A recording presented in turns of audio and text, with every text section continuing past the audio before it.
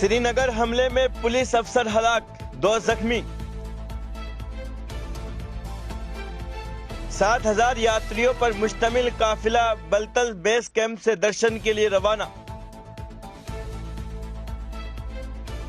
बुमराह की कातिलाना गेंदबाजी, भारत की 10 विकेटों से जीत। भारतीय जनता पार्टी के सीनियर लीडर और साबिक मरकजी वजीर मुख्तार अब्बास नकवी ने कहा कि आबादी में इजाफा मजहब की नहीं बल्कि मुल्क की मुसीबत है। ज्ञान वापी मामला मुस्लिम फरीक के दलाइल मुकम्मल, मजीद समाअत आज।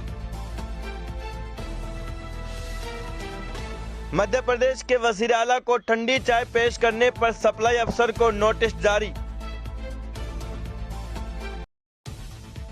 एहतजाज के बाद बासिल राजापक्षे हवाई अड्डे से वापस लौटे।